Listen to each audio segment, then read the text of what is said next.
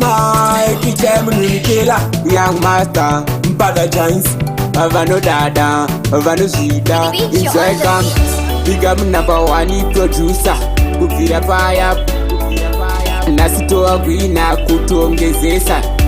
Young Master, yashika nguwa yekufara, musaite zvino makarara, seukuta kuwaundura.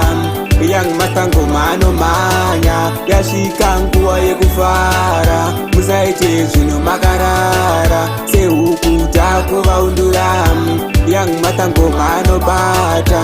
Ndauya nemaobvious shoti asingagoni kufara, uya kuno kumanoti madrinks zobo pane farayeti. Zvazvemabhosi ndinopedza masports, handisiye mafaro akabaka. Last year ndakadzokerera Jamaica, ndogona kufaro ngemunhu arasika, kutsvaga mafaro chete ndo andolaika.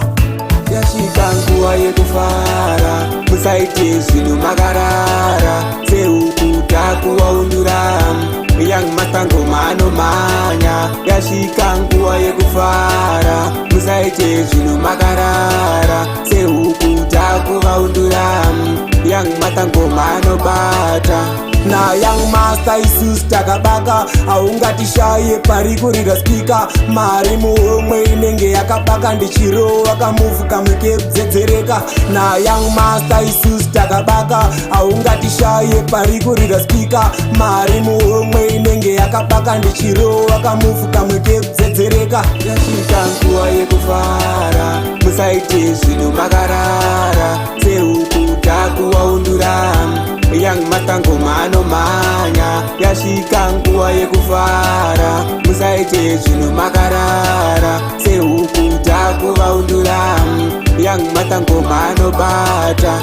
Ndauya nemaobvious shoti asingagoni kufara, uya kuno kumanoti madrinks zobo pane farayeti. Zvazvemabhosi ndinopedza masports, handisiye mafaro akabaka. Last year ndakadzokerera Jamaica, ndogona kufaro ngemunhu arasika, kutsvaga mafaro chete ndo andolaika.